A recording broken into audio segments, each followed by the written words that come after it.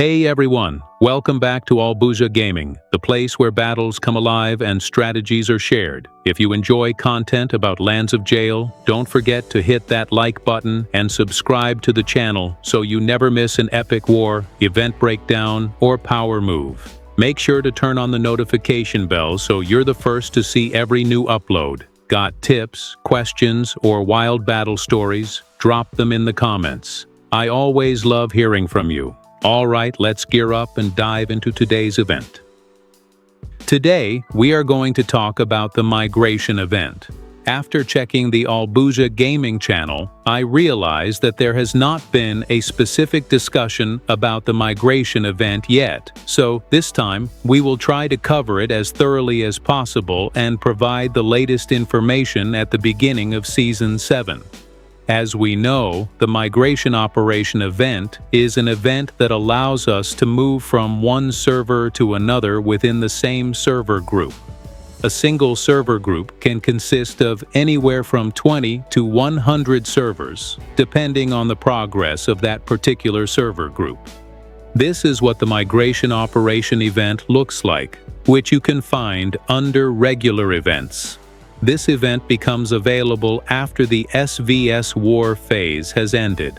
However, before this event can appear on your server must have at least received the FortiClad 5 update.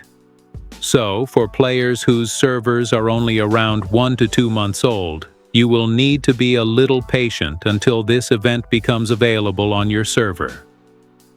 As you can see here, my migration points are around 18 million points, while the standard migration points in my server group are 26 million.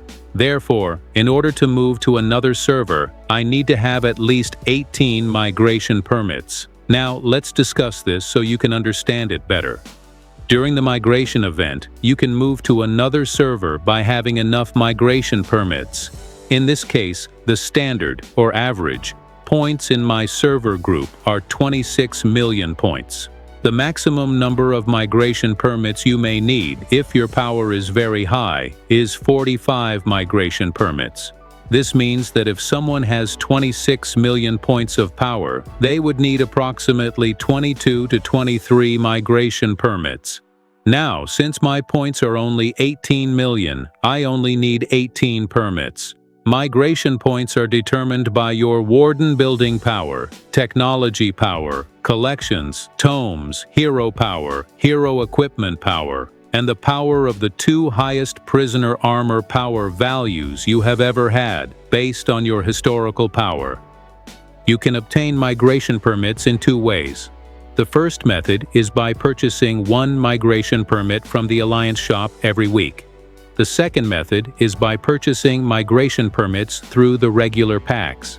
The price of 1 migration permit is quite expensive, at around $5 per permit, and the price becomes even higher if you try to buy all of the migration permit packs within the same week. So, whenever possible, I recommend using the first method first, buying 1 migration permit from the Alliance shop every week. Now, let's talk about the rules and event phases of the migration operation. We'll start with the event phase first. Basically, the purpose of this migration event is to give players the opportunity to start a new chapter by moving from one server to another, possibly to a server that is a better fit for their region and playstyle.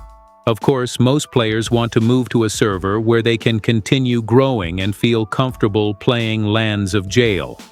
There are 2 types of servers in this migration event: top-tier servers and normal-tier servers. Whether a server is classified as top-tier or normal-tier is determined by the migration points of the top 100 players on that server. The stronger those 100 players are, the more likely the server is to be classified as a top-tier server. Simply put, the more spenders your server has, the higher its migration points can be, which could potentially cause your server to be classified as a top-tier server. The event consists of 3 phases, with Phase 1 being migration preparation. As the name suggests, this is the period when a server prepares itself to participate in the migration event. During this phase, the server must choose a migration admin. The migration admin is selected by the Supreme Warden from the previous SVS.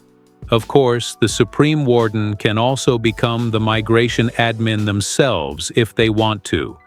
The main responsibility of the migration admin is to set the power limit for the server. This power limit can be lower than the maximum power limit available for that server. For example, in Season 7, a normal server can set its maximum entry requirement at 420 million power, allowing players with up to 420 million power to migrate into that server. So, the migration admin's job is to decide whether the server's maximum power limit should be 420 million power or lower. The migration admin will also be responsible for determining who can enter the server during Phase 2. Now, let's move on to Phase 2, which usually begins in the middle of the week. In my example, it starts on Wednesday. During Phase 2, the migration admin can invite players from other servers to migrate to their server. Of course, there are certain requirements that must be met in order to migrate to a server, which we will discuss later in the migration requirements section. There are two types of admin invitations. The first is the basic invitation. When an admin invites a player to join their server using a basic invitation, that player must follow the power limit set by the server and cannot exceed the server's maximum power limit. The second is the elite invitation. With an elite invitation, the player is not restricted by the server's power limit. This means that even if the player's power is higher than the server's set power limit, they can still migrate to that server using an elite invitation. It is important to note that both types of invitations still require the invited player to have enough migration permits. If the player does not have enough migration permits, they will not be able to migrate to another server. And finally, we have the last phase, which is open migration. During this phase, players who want to migrate to our server no longer need approval or an invitation from the migration admin of that server. The system works on a first-come, first-served basis. Of course, the player must still meet all of the migration requirements set by the destination server. Now let's talk a little bit about the migration requirements. Under the migration requirements, you must meet the required conditions in order to migrate to another server. For top-tier servers, there is a total quota of only 25 players who can migrate into the server. Meanwhile, normal-tier servers can allow up to 40 players to migrate into the server.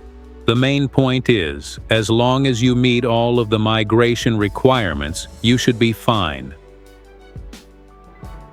The migration cost will be different for each player, depending on their individual migration points. As for the important notes, these are basically like the terms of service that appear whenever you install a program. In other words, only a few people actually take the time to read them. However, it would be better if you could spend 5 minutes going through the important notes and understanding what they contain.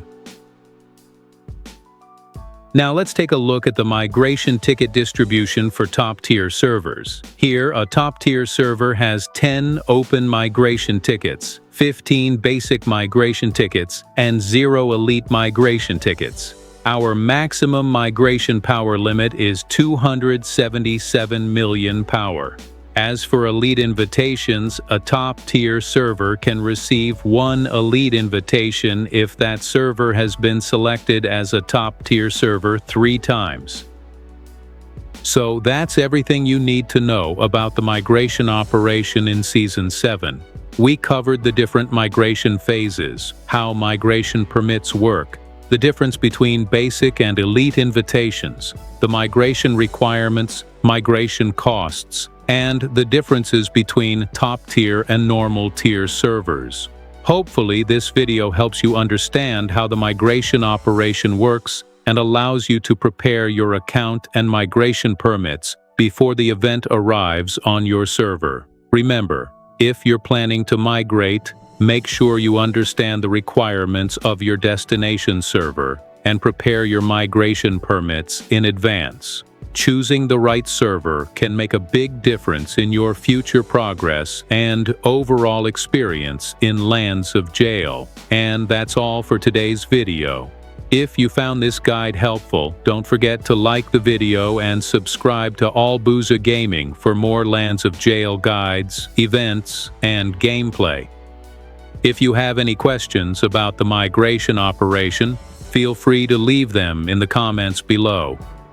I'll try my best to answer them, and your questions might also help other players who are preparing for migration. And if you enjoy my content and would like to support AllbuzhaGaming, you can also support me through my Ko-fi page. Any support is greatly appreciated and helps me continue creating more Lands of Jail content and guides. Thank you so much for watching, and I'll see you in the next video. Good luck with your migration, and see you on the next one.